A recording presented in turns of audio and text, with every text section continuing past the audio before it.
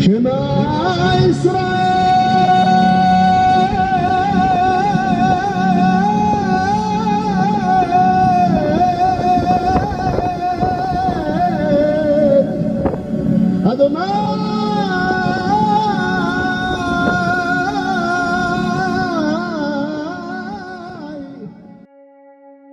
یہودی دنیا کی آبادی کا صرف 2% ہیں، لیکن پھر بھی یہ دنیا کا 10واں بڑا مذہب ہے۔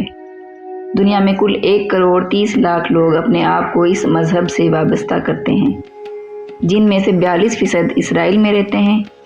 گو کہ یہ دنیا کی آبادی کے لحاظ سے بہت کم لوگ ہیں، لیکن ان کا اثر و رسوخ دنیا کے معاملات میں بہت زیادہ ہے۔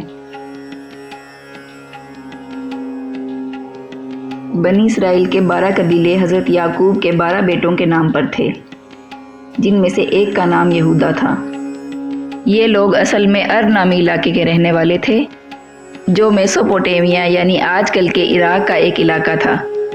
یہی وہ علاقہ ہے جہاں حضرت ابراہیم علیہ السلام رہتے تھے۔ مسلمانوں اور عیسائیوں کی طرح یہودی بھی خود کو ابراہیم علیہ السلام سے منسوب کرتے ہیں۔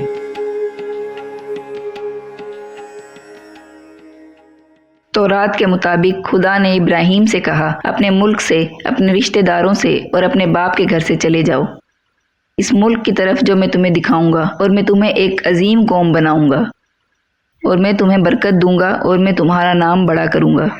یہ وہ الفاظ ہیں جو خدا نے ابراہیم سے کہے، جس میں ابراہیم سے کنعان کا وعدہ کیا گیا۔ ابراہیم اس علاقے کنعان میں جا کر آباد ہوئے۔ پھر جب حضرت یعقوب اور حضرت یوسف علیہ السلام کے زمانے میں اس علاقے میں قحط آیا تو بنی اسرائیل مصر میں جا کر آباد ہو گئے، جہاں وہ آغاز میں تو نہایت جوش و خروش سے آباد کیے گئے، لیکن پھر مصریوں نے انہیں غلام بنا لیا، یہاں تک کہ خدا نے حضرت موسیٰ کے ذریعے بنی اسرائیل کو مصر سے نکالا اور غلامی سے نجات دلائی۔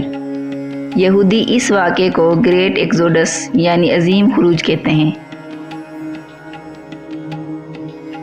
جس کے بعد کافی سال صحرا میں بھٹکنے کے بعد یہ لوگ دوبارہ کنعان میں آباد ہوئے، جہاں انہوں نے اپنی حکومت قائم کی، جس کا نام اسرائیل رکھا گیا۔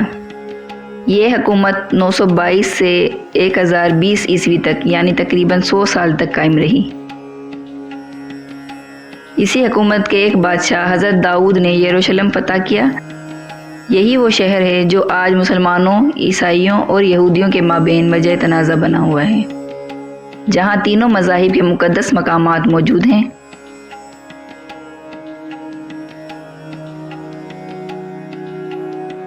اسی شہر میں حضرت سلیمان، جو حضرت داؤد کے صاحبزادے تھے، نے معبد سلیمانی تعمیر کیا، جو یہودیوں کے لیے مقدس ترین عبادت گاہ تھی۔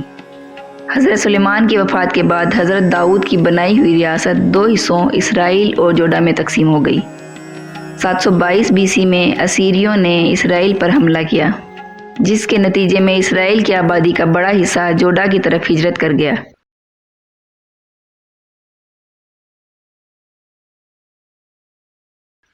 اگلے تقریباً 100 سال تک اسرائیل اسیریوں کے زیر نگی رہا، یہاں تک کہ بیبلونیوں یعنی بابل موجودہ عراق کے رہنے والوں نے اسیری ریاست کا خاتمہ کر دیا۔ 586 قبل مسیح میں بیبلونیوں نے بادشاہ بخت نصر کی سربراہی میں حملہ کر کے جوڈا پر قبضہ کر لیا۔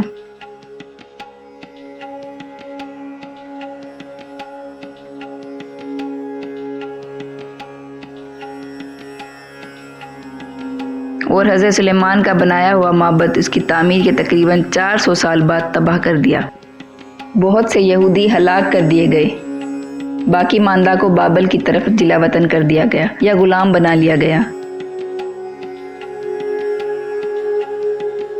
اس واقعے کے تقریباً 50 برس بعد بابل کو ہخامنشی سلطنت، جو عظیم ایرانی سلطنتوں کے سلسلے کی پہلی کڑی تھی، جس کا بادشاہ سائرس اعظم تھا، نے فتح کر لیا اور یہود کی آزادی کا اعلان کیا۔ یوں یہود کو بابل کی غلامی سے آزادی ملی۔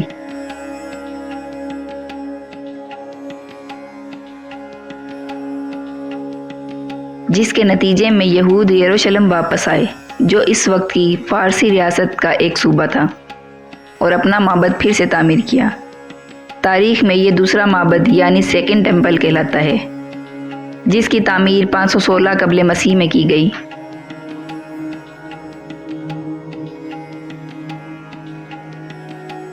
ابتدا میں معبد کی تعمیر میں رخنہ اندازی کی گئی، لیکن مشہور فارسی بادشاہ دارا اول کی خصوصی دلچسپی کے سبب اس کے اقتدار کے چھٹے سال اور کل ملا کر 20 سال میں معبد کی تعمیر مکمل ہوئی، جو 585 سال تک قائم رہا۔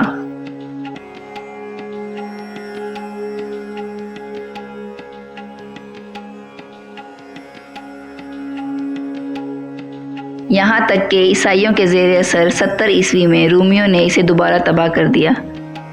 صرف ایک مغربی دیوار کی باقیات رہ گئیں جو آج بھی موجود ہیں، جسے دیوار گریا کہا جاتا ہے۔